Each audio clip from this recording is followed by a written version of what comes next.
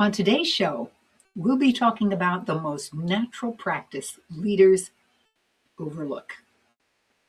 Even when the world feels like it's crushing the life out of you and your staff, it still beckons. Stay tuned.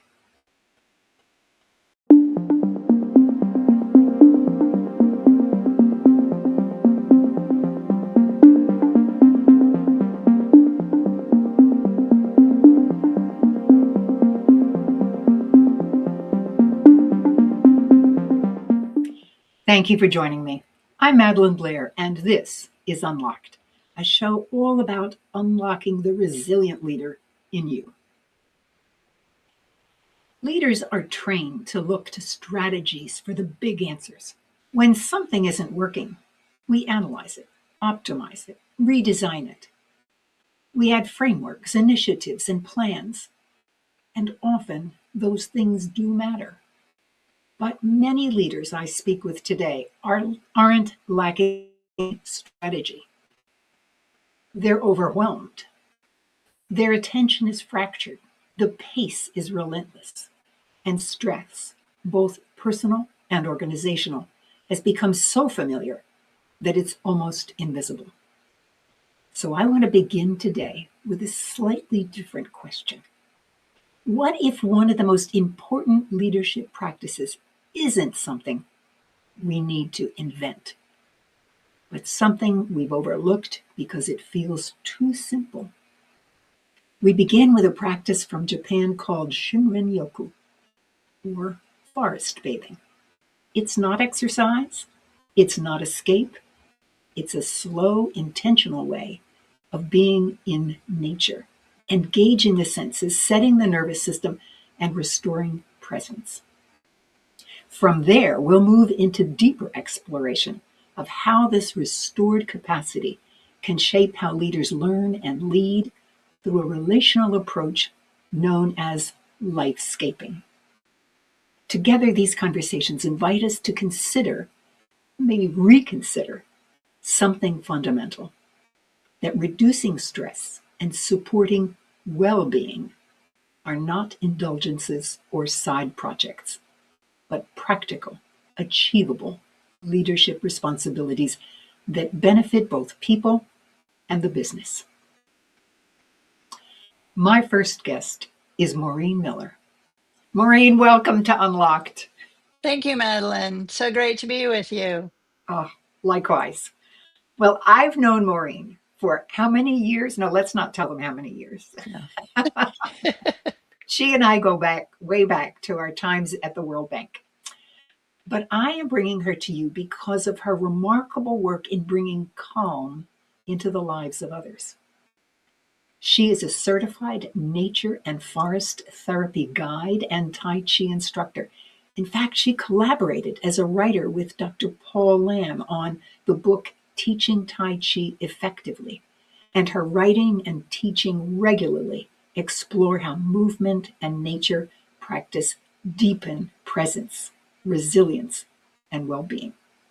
She guides individuals and groups in slowing down. And I'm curious, what really drew you to this thing called Shinrin's, whatever it is? Shinrin-yoku. Yeah, I always have to read it. Well, I've always enjoyed being in nature. When I was young, in order to get away from the noise in my family of 6 kids plus adults, I would always go outside and find a space that I could just be. When I started using Tai Chi as an art, as a practice, not only for keeping myself healthy, but also for helping others to do so, I started realizing that Tai Chi actually is all about nature. We have movements called white crane flashes wings. We have movements called, um, uh, roll back, which looks like water. We have all kinds of movements and and it all relates to nature. My older sister mentioned Shinrin-yoku one day, and so I started researching it and found out that it's getting people more involved in being in nature. And I try to do that in my classes as much as possible. But this is actually taking time to slow down and just be yourself in nature, quiet, relaxed, and listen to what's around you. So I started looking into it, and I found a program that Amos Clifford had started uh, called Nature and Forest Therapy. And I thought, oh, that would be a good match. So essentially, I went back to school for another semester, college, university, whatever. Very intensive course, lots of information. And I find that it works really well with the Tai Chi, so combining the two. But I do the two separately. However, when I do introduce people to nature to begin with, we do some Tai Chi exercises just to calm our minds and our bodies. Mhm. Well, when I did some research myself in preparation for today, I discovered that Shinrin-yoku, I got it this time, You do? the term is also sometimes referred to as forest bathing. And I wonder if you would describe what the Japanese mean by bathing in the forest, especially ways that distinguish it from, say, hiking or jogging or other forms of nature activity. Right. In fact, forest bathing is sometimes I often use when I'm marketing a class because people go, "Oh, do I need to bring my bathing suit?" And it's like, no, we're going to be bathing in the atmosphere of the forest, which is really important because and that's what the Japanese started. They started some research to find out what would happen if they took people into nature. Japan has a lot of parks and trees, etc. And the people are pretty much concentrated in the towns, and there's a lot of stress there. I mean, you've heard about the stress in Japan. It's starting at a young age where kids have to really focus on school and get good grades in order to go to the next level, et cetera, et cetera. More stress than I think we have. And so they started inviting people to go out into nature. But beforehand, they had a whole set of markers that they wanted to see what would happen. So, like blood pressure, stress levels, all kinds of different things, Mhm. questions that they ask them, and then they sent them out and said, just go be in nature, walk slowly. It's not a hike, it's not a jog. You're going to walk very slowly, and then come back in couple hours. And they found that all those markers that they had went down, blood pressure reduced, stress relief, et cetera, et cetera. So that's where it started. And they called it Shinrin-yoku. Probably in the 1980s is when it Mm. originated in Japan. And so we use that, but we always remind people we're bathing in the atmosphere of the forest. The forest or nature gives off something called phytoncides, which they use for their own self-defense. They're active substances that kill or inhibit the growth of bacteria. And when you're outside, whether you're in a forest or you're just in nature, you actually benefit from those phytoncides because remember, we're breathing in when the trees or the grass or whatever else is breathing out. They're taking in the carbon dioxide that we're giving them. We're taking in the oxygen they give back to us, and therefore we get some of the phytoncide benefits. I had never heard that term before. Thank you for that. You're welcome. I remember when I first went, well, let me say it differently. The first time I went to Alaska, which of course is filled with lots of wild, truly wild forests, I remember saying to somebody, you have to be prepared because when you walk into the forest, you are bombarded with chi. That was the word I used. I mean, you could feel it. Just there was so much aliveness in those forests. And what you're talking about now, I'm beginning to understand there really is something there. I just used a term because I was describing them. Perfect. Perfect. Yes, there definitely is. And the everything gives off energy. So yes, you are, energy is chi. So you are actually um, pulling in energy from the forest, from the plants. I mean, even in your backyard, you've got a nice backyard, Madeline. Yeah. And when you get stressed, don't you go out and walk around and Uh, immediately de-stress? well, let's just say I do that in the springtime and the summer. Not right now. I admit it when it's really cold. I no. Yeah, that's not, yeah. When it's white out there, it's kind of tough or icy. Yeah, Yeah, it just it's not isn't. the same. It's not the same. Well, it could be if I had a better attitude about it, but I just decided I don't have to, so I don't. But we can do the same thing. You have plants in your house, I know. Absolutely, And if absolutely. you just go sit near a plant for 5, 10 minutes and breathe in, just think about you're breathing in, they're taking that, they're giving that to you, and you're breathing in. When you breathe out, you're giving back to them. Mm. So just to stop and to pay attention to a plant, or if you have a picture that you really like of Ah, some natural area, even the seashore, so there's something about it when you just stop and you look at it and really start to feel what it's giving you. yeah. um, you're gaining from it. Well, now speaking of feeling, what are the senses that you ask people to really try to engage in when they do this? All of them. All of them. We always start our therapy walks, forest therapy walks, with something called pop, pleasure of presence. And Mm. so we ask folks to close their eyes if they feel comfortable, or just take a soft focus. And then we take a few moments to go through. Well, actually, we take probably about 5, 10 minutes or so to just go through and have them focus on a specific sense. So, okay, your eyes are closed. Now you can focus better on what you might be hearing. Mhm. And so now just take a moment or two to pay attention to what you're hearing, near, far. What are the noises that are near to you? What are the noises that are far away? Are there any rhythms, etc.? After we do a little bit with one sense, we'll move to another one. Nose, your smell. What are you smelling? Mm. Move your head around like a dog would. What are you smelling? Touch.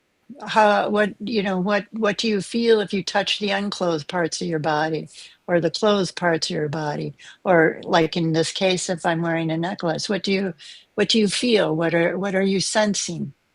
And the one I really love is the heart sense, because we don't think of that one. We think of the five senses, but we don't think of the heart sense. The heart. Well, tell me about the heart sense.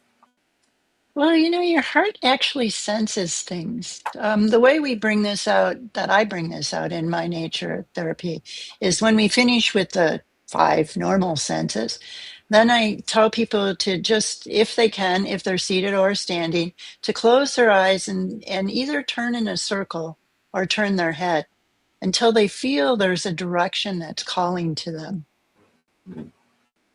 And then just be in that direction for a few moments. And then to slowly open your eyes and notice, as if you had never seen it before, notice what's there and what's calling you. That's that heart sense. It's what's bringing, what calls you. There's a lot. There's a lot I could go on about the heart sense, but that's a big one. Now, you've really opened a door for me. I've had people on who've talked about the heart. In fact, heart math. I've had Bruce Cryer on, who started heart math, and but you've opened the door, and that I'm thinking to myself, this is something I can do anytime. Mhm. Uh, Especially when, for example, if I'm trying to make a decision, sometimes the decision has to do with something very, I'll call it unarticulated in your mind, but it's just there. And this would just be an exercise to give you a chance to get in touch with that. Thank you. Wow. You're welcome. It Hmm. works real good on a swivel chair. I can, turn around, turn around on my swivel chair and then keep my eyes closed and then not know where I am and all of a sudden say, oh, something's calling me over there. That's So great. try that on your swivel chair. I will do that. I will do that. Now, you began to talk about some of the research that the Japanese did about stress reduction and improved cardiovascular markers, etc. Uh, in your own words, how do these benefits show up for people in everyday life? Well, obviously, stress relief, relaxation. It's the same as when I was in the bank and I used to go down to Quinn's Tai Chi class at lunchtime. I could be totally in my mind. I go to his Tai Chi class and it was follow best you can. You can't think of anything else. You can't think of the work situation, etc. So that stress relief is really, really important these days because that's the basis of a lot of our diseases. Mm-hmm. And that idea of being able to go out and calm down and just breathe and just pay attention, whether you're inside or outside. I mean, watch bugs. Get down on the ground if you can, because we're opening all our senses to what is actually there in the environment around us. So I'd say the biggest one is stress relief, lowering blood pressure, but that's all part of stress. So when you go back to everything, it's kind of like it starts with stress. Hmm. Yep. And what a great excuse to go take a walk in the woods. Take a walk in the woods, or do you just even sit, find a tree or a bush, a shrub, something that's calling to you, have a conversation with it, Yes. and then listen to it because it also speaks. I mean, we think a lot of times of plants as just being these things that have no communication or connection with anything. Well, the phytoncides that they give off, they oftentimes give off to their fellow trees or fellow plants when Hmm. they see they have some disease or they have a bug that's calling, you know, creating some disruption to its system. So you think of the trees in Colorado, the aspens, where Mm-hmm. they found that's the biggest tree, with all the roots spread, and of course the trees talk to each other through their roots. I mean, we're hearing that more and more. People are starting to write books about that, the hidden life of trees, which is really a great book. So now you have a conversation with this other being. We always talk about ourselves as beings, but in our force therapy, we talk about everything else that has life or has chi, um, more than human beings. So your flowers or your trees or your, anything that's actually rocks. Even How rock. some people, yeah, even rocks. I know people who have rocks on their desk, right? You Mm-hmm. pick it up because you can feel I have these chi balls, these things that I oftentimes use, but they're made out of a particular rock. And so if you feel that, you can put the warmth into it, you can feel different things with it, etc. So there's all kinds of more than human beings that can help us get back to just taking a moment, couple of moments, calming down before we get back on with our life again. Oftentimes we say, well, we just don't have time to do this sort of thing. I want you to help us in terms of what do you say to people about taking the time and how they might even do it as a just something to start to bring these elements into their life. Taking time is important, and people always say, I don't have the time. But usually you have 5 minutes, get off the social media, get off the email, whatever, and take 5 minutes and just stop and either go outside or in your house, whichever one. And then slowly you'll start to see, breathe with it. And slowly you'll start to see where that is giving you a relaxation, a way to get away from the stress and then come back being calmer, maybe finding the answer to your problem like you did. And eventually add another 5 minutes and then add another 5 minutes. And if you can do 20 minutes a day, it's amazing what that will do for your health without taking a pill, bathing in the atmosphere of I want to say more than forced, because I do it at the beach. It's more than forced. Wherever you happen to be outside, you can therefore bathe in the atmosphere of different plants and different atmosphere of nature. Oh, okay. Final question. I know that you do this as a practice. It's not a one-time kind of experiment. Uh, what have you observed in your own self, in your life, that this practice has contributed? So many things. Probably the best is to be able to, when somebody is ticking me off, to be able to just close my eyes and listen. I don't I know think that's why. a pretty big And one. this, yeah, as I used to say, with people were saying, what does Tai Chi do to help you with work? And I said, I had a boss one time who came up to me and he's right in my face and he's just upset, totally upset. And I had just come back from one of Quinn's classes. And I don't know exactly whether we were doing this or what we were doing, but I said, excuse me a moment. And I turned my back and I just want to breathe. And I used my hands as a part of it nowadays because we do have a movement that is called open and close with just breathing. So I did this for, I don't know, 2, 3 I don't know, a couple of moments. And I turned back around and I said to him, now, what was it you wanted to talk to me about? He had totally calmed down He and had calmed down. we had a discussion. Now that is an So excellent, excellent, excellent story. Thank you so much for that. Now people can learn about that at your website called camdentaichi.com. correct, all one word. CAMDENTAICHI.com. Correct. Great. Yeah. Maureen Good. Miller, once again, a real pleasure. It's Thank you. always a pleasure to speak with you, Madelyn, and thank you so much for inviting me. What strikes me about forest bathing is how deceptively simple it is. There's no curriculum, no outcome to achieve, no performance to measure.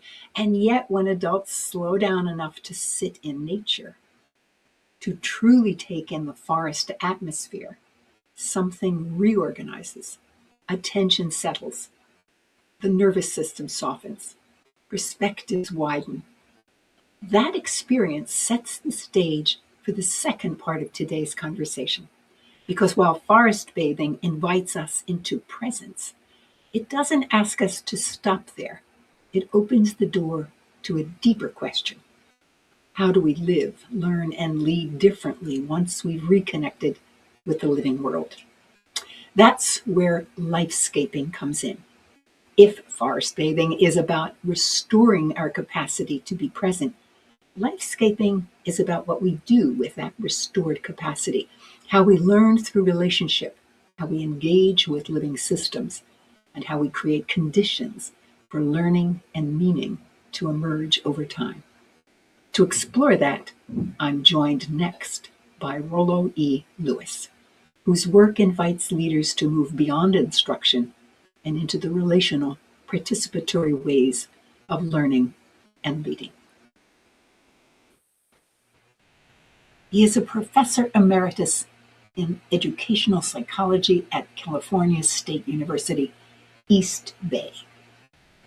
His research and scholarly interests involve action-oriented process philosophy directed toward public education advocacy, eco-relational transformation, and implementing lifescaping action research projects to deepen connectedness to the living environment. You bring a rich heritage, and I think people need to hear that because Rala is also the recipient of the Oregon Counseling Association's Leona Tyler Award for outstanding contributions to professional counseling. That to me is incredibly impressive. I know what it takes to counsel people and coach them. You're also an associate of the Taos Institute, and you've published numerous articles, papers, chapters, poems. And the one, frankly, that struck me was the paper you did with several colleagues called Lifescaping, Action Research with Trees, which we are going to talk about. And the subtitle is A Grove in a Process Pluriverse. Now, I'm intrigued by the word pluriverse. I mean, the word universe comes from the Latin universum, meaning combined into one. Does pluriverse mean it's combined into many, or there are many ways working to combine? Which is it? Well, that's a term framed by Arturo Escobar, who's a sociologist at Duke University, and uh, he's based in the United States, but he's also from Latin America, and there's huge diversity in Latin America, and his pluriverse is that Euro civilization has to live in a world where other people are seeing the world very differently. So I indigenous love it. people in South America are viewing a world that is not ours. And the people, and they're allowing for that in South America, and they're doing a lot of action research that opens up this possibility for dwelling in a pluriverse. So how do I live respectfully and listen deeply to indigenous people around me? It's not through coming in and telling them the shape of the world or the latest scientific. It it really boils down to listening deeply and being able to hold in place a sense that we live in a pluriverse, Yeah. and it links over to William James' uh, notion of a pluriverse as well. So this conversation, I mean, it in some ways has pragmatic roots in that intellectual movement of the late 19th, early 20th century, where how do we make sense out of our experience? And James was very much engaged with the flow of experience, flow of consciousness. I mean, things change. We might have challenges like the computer going wrong, and that's going to distract us and inform us as we move into the conversation, and probably looking over our shoulder. Is this going to happen again? So our experiences form the conversation that we're about to have. So in a pluriverse, we're allowing for those deeper experience of indigenous folks to really listen to their history and understand their history, which is frequently about oppression and there's resilience and survival Mhm. in managing oppressive circumstances. I'm so happy I asked you about that word, pluriverse. It means much more to me now. There's another word that you use, and I love it. You call it mindful wonderment. Is this a good place to start our conversation and about what this is and why that matters? Yes, I mean, mindful wonderment is a term that I created when I was working on a project with some academics who were studying the effectiveness of teaching. Well, when you say that, it gets packed with judgment. Is this teaching good or bad? Yeah, yeah. As we interview others, so you come in with a certain role of power. And I was getting uncomfortable with this positioning of looking down at the educators as if we're inspecting them. And I said, wait. What we have to do is engage our participants as participants and engage mindful wonderment. Now, this grows out of Ellen Langer's work on mindfulness and cultivating mindfulness. But the wonderment is grounded in philosophic tradition that begins with wonder. Plato, others. Philosophy begins with wonder. Arne Naess, the deep ecologist, philosopher, said the same thing. So I came up with mindful wonderment in order to have folks maintain the wonderment. To hold How it, do you to enter hold so it. that you don't go to closure? We've all been trained in this culture to close it down, get to the answer, boom, boom, boom. And by being mindfully, by cultivating mindful wonderment, you're not going to close the door. You're not going to come to a conclusion. You're going to be ask another question, ask curiosity questioning, essentially. Mm-hmm. Is we go another step further. We go another step further. Let's not close this down. Let's, whatever we end the conversation with, that's the beginning for the next conversation. Not, we've settled this point. Because in the academy and in our culture, so often we're trying to, oh, we come to the point. And brilliant people like John Dewey wrote a book on dwelling with uncertainty back in the early 20th century. We have to maintain this. No matter where we're going, there's going to be uncertainty that we have to be comfortable with. But the uncertainty doesn't have to lead to anxiety. It can lead to an openness of heart and deeper compassion for your own vulnerability and those around you. How do we come about? How do we make this work better?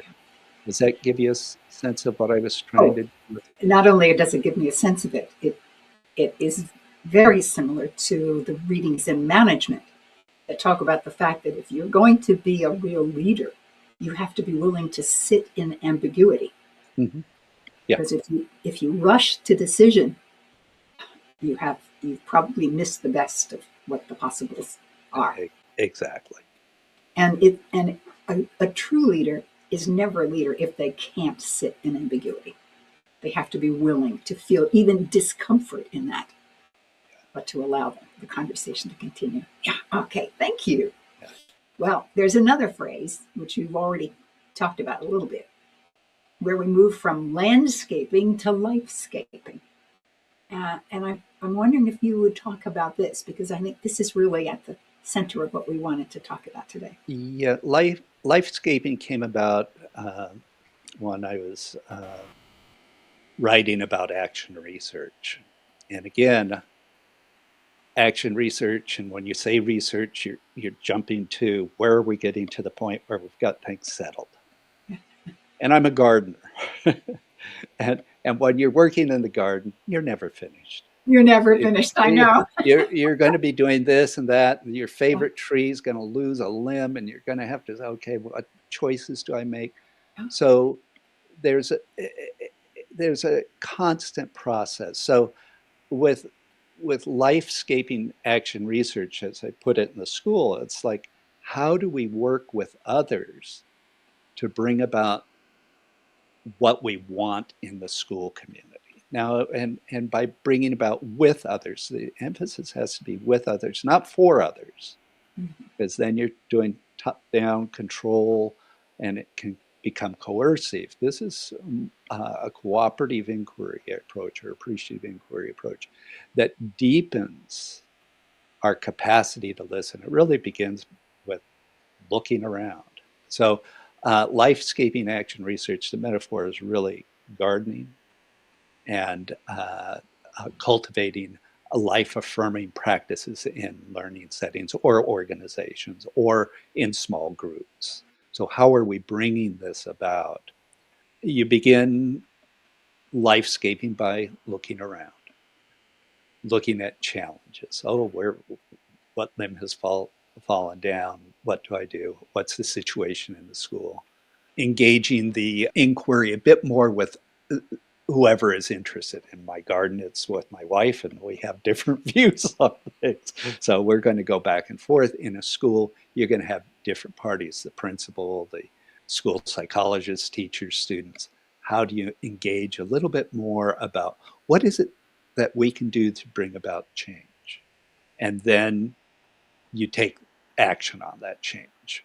But the action is more of a fluid process that you document, and then finally in the fourth stage you share it. You have, how do you get this back to the group to say, here's what we tried, this worked, this didn't work, all didn't end happily ever after, but we moved along in this way. Mm-hmm. Here's what we learned from our mistakes. Here's what we learned from our successes. And to be an open process, because lifescaping also says, well, like a garden, guess what? This doesn't end. You're not going to be a happy forever static time.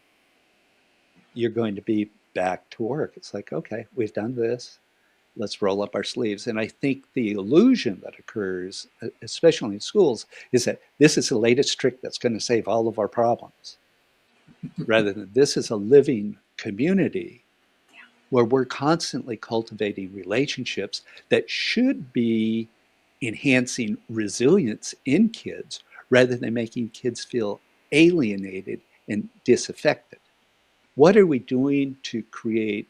I mean, Emma Werner's research on resilience is pretty clear. The one most important factor in promoting resilience in kids, which I believe is innate, is to have one caring adult. If that kid can experience a caring adult, mentor, could be the janitor, I don't care who, but if that kid can experience somebody who has a little bit of faith in them, they're going to go. So how do we create communities that are fostering resilience? That's my whole gig here, is how do we continue the conversation and not create that illusion of we've arrived, we're set, we're the charter school, or we're what have you, that we have arrived, rather than we're a living organization. People are going to come and go here, but we are always going to be supporting and loving of kids and help them all tap into their learning power.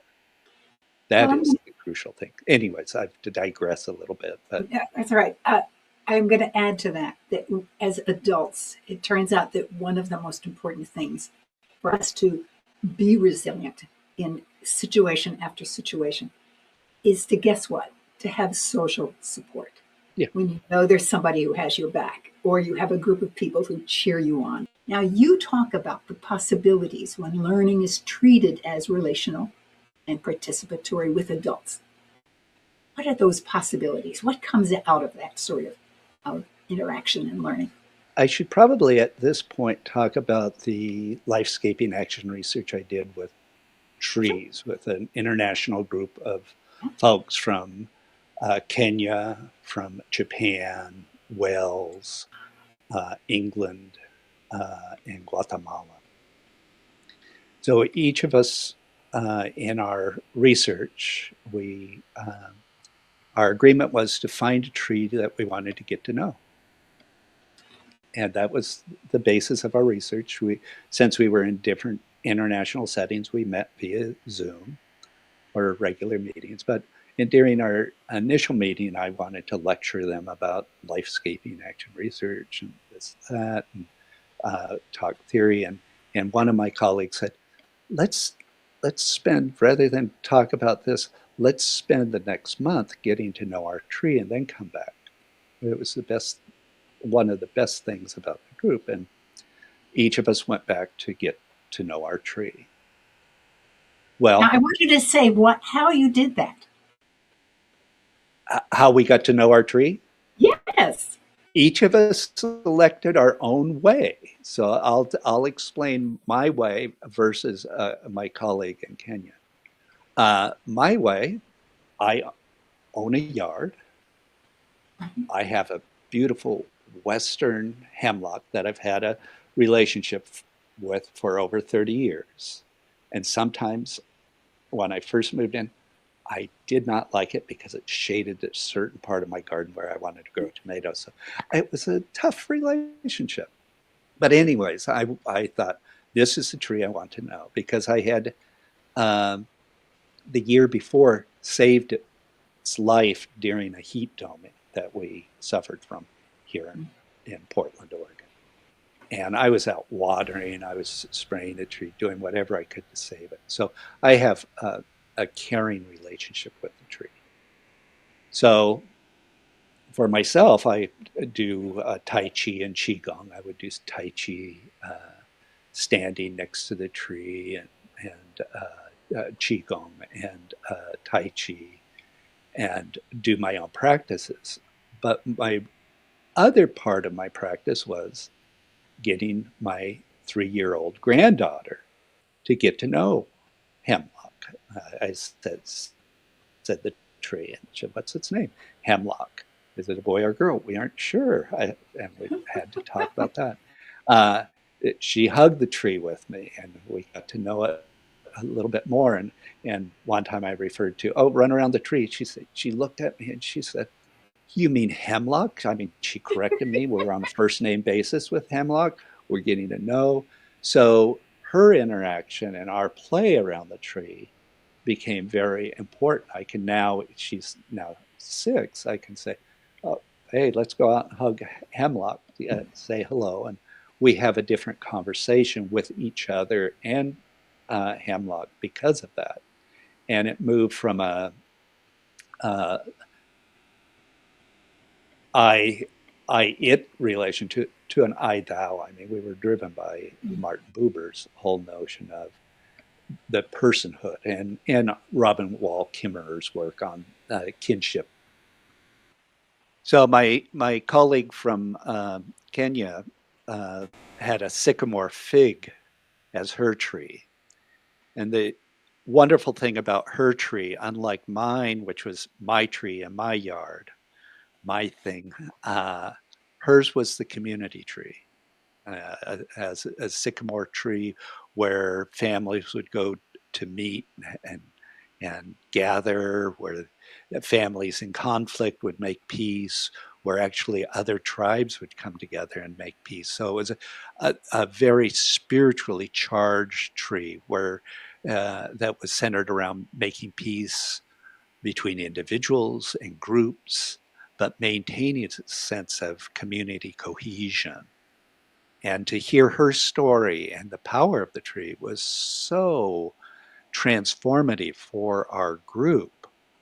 It was like, oh, yeah, this is the power of trees. As we carried on our conversation and as we started to share more and more, we as a group started to see ourselves as a grove of trees bringing about nurturing our own relationships, and that there was something very special in that, and each individual shared their relationships with a tree. uh, Traumatically, one individual, his tree uh, collapsed, and it was very difficult for him to explore that. But what he did is he took on a new identity rather than with his tree, a dragon identity, which linked back to his Celtic roots. And that was interesting because he transcended this specific tree into a dragon identity. And he'd uh, dress up as a dragon with his granddaughter and dance with her. So uh, one could never be certain what would happen in the grove, so to speak. But we would all, the important piece was that we were listening deeply and encouraging each other to develop our stories in ways that we could loop back and share with each other. One of the members had some health issues, and as she shared her story, how the tree was healing to her psychological well being and how that helped her in her physical healing was, I mean, those are conversations that just pull your heart in such a way that uh, I I was amazed with what the depth of feeling and connection I could feel over these Zoom meetings with these people in different parts of the world who were, all of 4 inches high or 2 inches high on the screen. But there was a genuine connectedness. And when we were talking to ourselves about being a grove, it was quite remarkable. I mean, the story about my Japanese colleague with his tree, he was younger and he was an undergraduate at the time. And he had gone through a period of loneliness. A friend of his had committed suicide and he was socially withdrawn.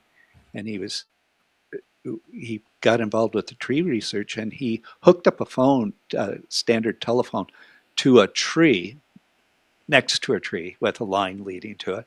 But he'd call the phone, and people walking by, students, he was at a university, and his was a camphor tree, I might add, which is a sacred Japanese tree.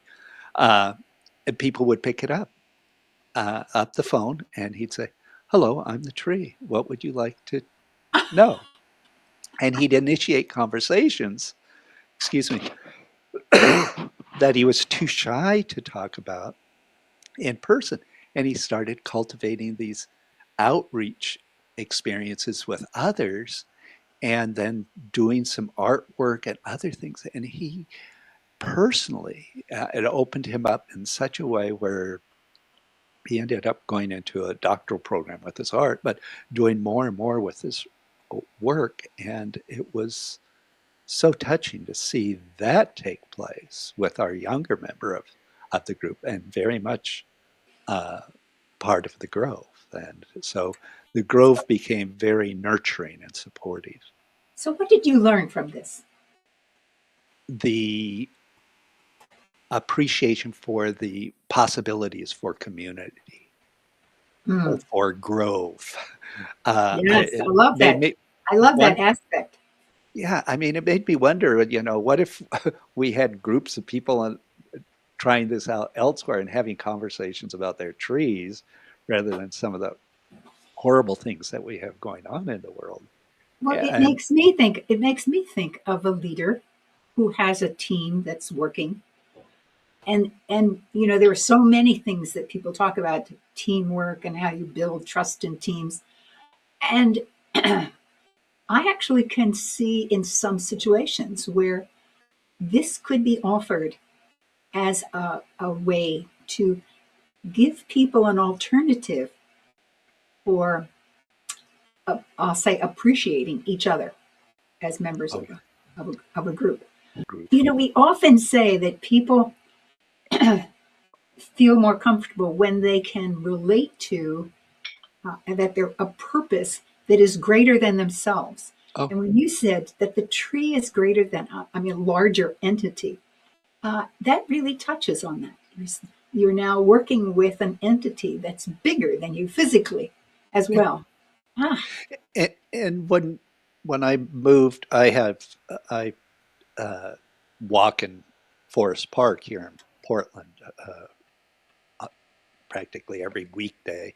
Uh, and I have a neighbor who's 10 years older than I am, and she was afraid to walk in the park. And I said, "Oh, okay. On Fridays, I'll take you for a walk." Well, she didn't know that I do meta meditations that I recite, and I do qigong under a tree, and I recite poetry to the trees. So started this whole process of taking her through that, and it became really an important part of her Friday ritual. And she just recently had to have a hip replacement, not due to the walking, but due to other reasons. But she's going, "Oh, I've got to get back into the woods."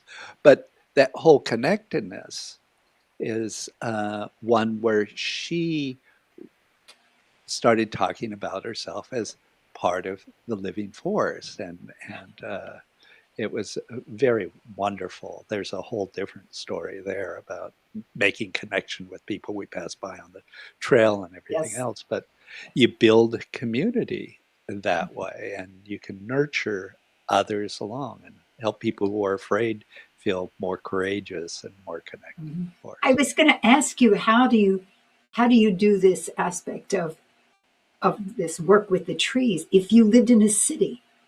And I think we've already touched on that. But did anybody in your group, your research group, were they from a city? Yes, the fellow in Japan was definitely urban. Yes. Yeah. And that whole piece, I think this is where privilege starts to come in for me and my quite awareness. And that I have to say that how do we nurture that sense of a tree in a city? David Haskell wrote about this in a book. Like the title escapes me, but he wrote about trees and he talked about a tree in an urban area and how people would come to it, what it meant for this city block. So I think that we as anthropocentric as cities are, nature's always there. And what do you look for? Uh, I have a friend who lives in the city, and they nurture plants in their house, and they have that connection. So how do you cultivate it? And for one, it's cultivating it through going into the market and looking at the organic vegetables and getting to know those, and the relationship is culinary. She doesn't see them in the field often, but she does it that way. So there are many different pathways, but those of us who are privileged have to recognize that there are other pathways that are equally vital. I mean, and you think of people who have they've trained their tongue to taste different teas, and they take you into a tea shop. They're attuned to the various environments where those teas came out of in a way that was well beyond me. And you've used the word privilege many times. And as you're talking, I'm thinking to myself of the privileges that I live in. And one of the privileges is that I grew up on a farm. And nature was a part of life. Mm-hmm. Every spring you did certain things, every summer you did certain things, every fall you did certain. So you were aware of the seasons. Yeah. Trees were always there. There were creeks to fall in. I mean, I'm now saying that was a remarkable privilege. I've talked about this fact. I often tell stories about it, but today I'm seeing an even deeper privilege in that experience of my life. Before we close, is there anything you'd like to leave our listeners with? I think especially leaders who are sensing this, I call it the dis-ease of overwhelm and what's happening in our lives today, that they might be able to look at things in a different way. Yeah. Yes, I think in terms of closure, it's a matter of, and I shouldn't say even use that term closure, because there is no closure. In terms of taking a moment to center yourself, it comes down to stuff you already know. You know, listening. The core of all this is to listen and get that felt sense in your body. Take the breath, slow down, listen deeply. And I mean, listen deeply to your felt sense, to your own body, but recognize the healing qualities that exist in nature, be it out in the forest or in a teacup where you're getting a sense, but notice what the natural world gives to us in terms of our lives. We're part of it. We are of nature. Nature's not out there. We're of it. We're in it all the time. And as a leader, we have to take ourselves and slow down, take account of that, take a breath, and recognize other people are in the same situation, other natural trees and the rest of life is in the same way. So how are we taking the time to take all this in with a deep appreciation for just the sacredness of life, and just giving ourselves that moment, and then moving forward? I mean, we're going to get caught up with uh, our own thoughts, and we have to slow it down, slow it down. And that's the only thing I would recommend. Listen And to yourself. and what I heard you say, even more than that, was to find another support for yourself. You know, we talked about children need one person who's helping them. And as adults, we need social support. Now we can step out in nature and let a tree support us. And I thought that was most extraordinary when you shared that. Or maybe I should say that I've come to that conclusion. Thank you so much for for this conversation. This was a hoot, even with the technical difficulties. It was fun. It's going to be interesting to see what you come up with, but I really appreciate the time and Thank you. opportunity. This has been two very different shows, but I felt that you are such a wonderful audience. You are so loyal. You stay with the show and watch. I felt courageous enough to try. I'll say I'm going to take you to a deeper level. And I want to thank you for being on that, staying with that. And I certainly want to thank you for joining me today. And I hope this conversation has offered you something to really stimulate new ideas for you.